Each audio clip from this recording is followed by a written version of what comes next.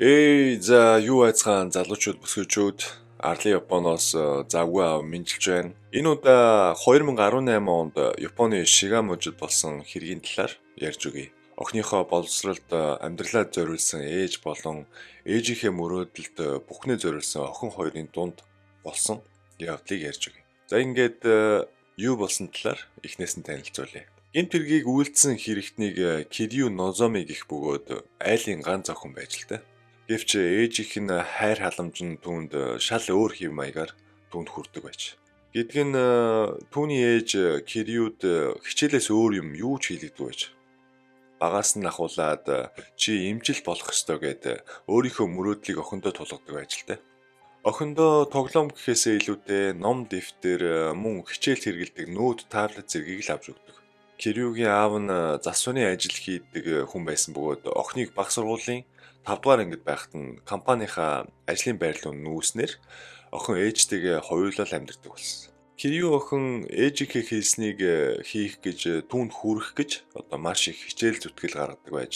Өглөөнөөс ахуулаад орой болтол зөвхөн хичээл хийдэг байж.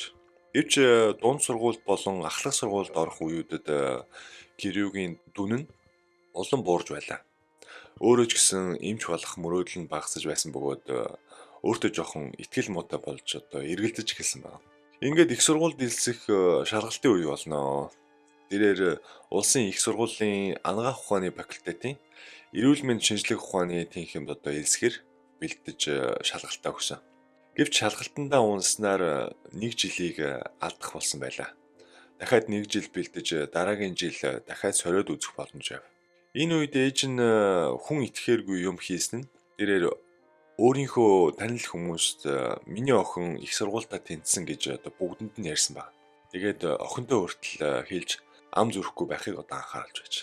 Охин ээжийнхээ хажуугаас холдохын тулд ажилд орё гэж бодож байсан боловч тохон үед насан туршаагүй байсан болохоор ээжийнхээ зөвшөөрлгүйгээр ажилд орох боломжгүй ажилтай.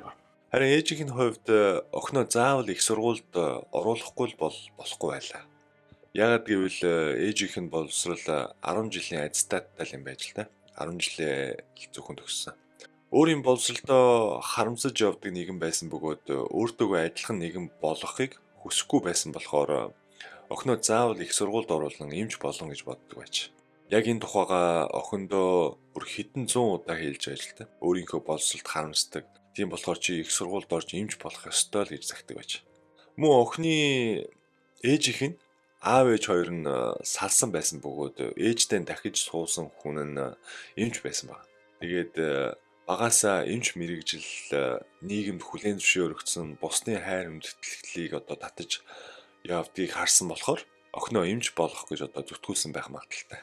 Үүнээс хойш Кирю охин 9 жил эмч болохын төлөө их сургуульд орохын төлөө өдөр болгон хичээл хийж ээжийнхээ дарамтанд амьдардаг гэж. Эхний шалгалтаа өгөхөд 18 настай байлаа гэж бодоход 27 нас хүртлээр ээжийнхээ хажууд зөвхөн хичээл хийгээд суусан баг. Энэ үед ээж нь охиноо хичээлд нь анхаарлаа хандуулахын тулд авж байсан арга хэмжээ нь охиныхоо утсыг нь хурааж авна. Мөн өдрийн төлөвлөгөөг нь гаргаж хэдэн цагаас юу хийх ёстой өглөөнөөс орой болтол бүх цагийг нь ашиглан хичээл хийлгдэг байсан баг. Охиндоо өөрт нь 1 минутын ч чөлөөтэй цаг, өөрийн цаг гэж байхгүй. Бүр усанд ороход нь хүртэл цуг ордог байсан баг. Ийм байдалтай удаан амьдрахаар охины сэтгэл санаанд нь өөрчлөлт орж энэ 9 жилийн хугацаанд 3 удаа гэрээсээ цогтож байсан баг. Гэвч ээж нь хувийн мөрддөг хүмүүс хөлсөлж олоолаа гэрт нь буцааж авч ирдэг байж л та. Энэ үед ээж нь ирээдүйд их баригч эмч болох нөхцөлтэйгээр их сургуулийн совилгчийн ангид эсвэлэхэр болно. Эхлээд совилгчаар төгсөж ажиллаад дараа нь дахиж сурангаа их баригч эмч болгоё гэсэн зорилготойгоор совилгчийн сургуульд оруулахар болсон. Ингээд охин их сургуулийн совилгчийн ангид шалгалт өгөн тэнцээд 2014 оны 4 сараас сургуульдаа явж эхэлнэ. Эхний 1 жил нэлээд давгүй охин өөрөө ч гэсэн сургуульдаа дуртай, идэвхтэй явж байж. Гэвч нэг юм болсон нь 2 дугаар курсээс их баригч эмчийн ангид элсэн орох шалгалтандаа унснаар дахиад нөхцөл байдал эргээд хэвэндээ орно. ирээдүйд их баригч эмч болох зорилготой байсан тэр нь бүтлгүүцэн болохоор дахиад гэрийн хорионд орж хичээлээс өөр юм хийхэ болно. Ингээд ээж дахиад түүнд шин зорилго өгнө. Түүнийг мис заслын совилогч байлаа. Мис заслын өрөөний совилогч нь одоо мис заслын эмчид одоо туслахаас гадна мис заслын үед одоо юу басны тэмдэглэн одоо үлдээх гэх мэт одоо ажлыг одоо хийдэг юм шиг. Ингээд 2017 онд төгсөх курсын оюутан болоод охин совилогчийн ажлаар одоо их сургуулийн эмнэлэгт одоо тэнцсэн байна. Ажилд орох гэдэг. Гэвч ээж нь үүнийг эсэргүүцэн совилогч биш их баригч бол гэж одоо уурлан түүний ажлыг нь болиулаад дахиад их баригч мэргэжлэр одоо өөр сургуульд илсэн суралцагч одоо түүнд тушаана. Тэгээд охиноо бүр амлалтын бичиг хүртэл одоо бичүүлж авсан байна. Тэр нь юуны тухай вэ гэхээр их баригч эмчийн сургуульд тэнцэхгүй бол совилогчаар ажиллахгүй дахиад хичээлдээ бэлдэн их баригчийн сургуульдаа шалгалтаа өгнө гэж одоо хүртэл одоо амлалтын бичиг одоо бичүүлж авсан байна. Мөн энэ жилийнхээ 12 сард охин ээжээсээ нууцаар одоо уцтай байсан нь одоо байрагдаад ээж нь уцыг нь шууд хурааж аваад одоо барилгын блокоор хаг зөхөж одоо хагалсан байна. Тэгээд охиндоо тэгж амар хатбан ханддаг байсан байна л та. Ингээд 2018 оны 1 сар болж одоо элсэлтийн шалгалтын өдөр ирж шалгалтаа өгсөн боловч охин дахиад тэнцсэнгүй. Охин туйлдаа хурж залхан ээждээ одоо өөрийн бодлоо бүгдийг хэлнэ. Би совилогч болмоор байна. Совилогчийн мэргэжлэр ажилламаар байна гэж одоо ээждээ бүгдийг хэлнэ. Ээждээ өөрийнхөө бодлоо хүслээ хэлсэн боловч ээж нь түүнийг нь үл тоож байлаа. Түүнд хандан чи төсвөр төвчээр хичээл зүтгэл гаргахгүй байгаа болохоор би одоо ингээд аз жаргалгүй нэгэн болж хувирлаа. Гэт түүнийг одоо тэр өдөржингөө шүнжэнгөө загнасан ба. Тэгээ 31 жил одоо ээжийнхээ дарамт хахалтанд байсан Кирью охин одоо төсвөр төвчээр нь одоо хориглдоо өрч тэр өөрөө ээжигээ ундсан хойгоор нь хутга барин амийг нь хөнөөсөн байна. Тэгээд өөрийнхөө сошиал хуудсанд мангасыг дарсан одоо айх аюулгүй боллоо гэж одоо бичиж үлдээж. Мангас гэдэг нь өөрийнхөө ээжийг хэлж байгаа болов гэмээр байл. Түүний хувьд ээж нь мангас мэт оршихуй болсон байлаа.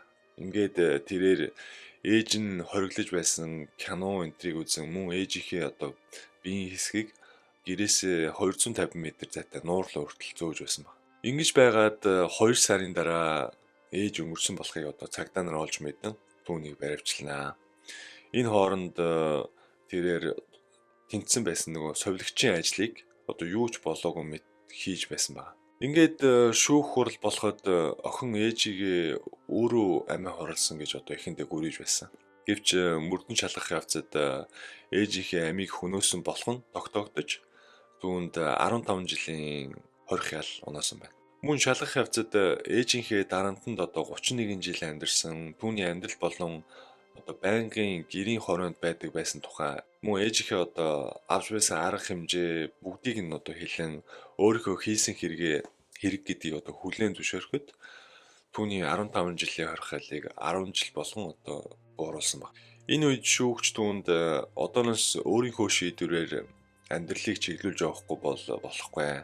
Хэцүү юм мэдээж тулгарнаа. Ялагдalгүйгээр өөрийнхөө сонголтоор амьдраарай гэж захиж байж. Кирью нь одоо Осака хотын хорих газар байгаа бөгөөд тэрээр энд дөрмөө баримталчлал байвал одоо болоо. Ээжтэй хамт амьдарч байсан үеийг бодвол сэтгэл санааны хувьд амгалан байна гэж одоо сэтгүүлчид ярьцлага өгч байж. За энэ удаагийн дугаарыг сонссонд баярлалаа. Залуусаа subscribe дараарай.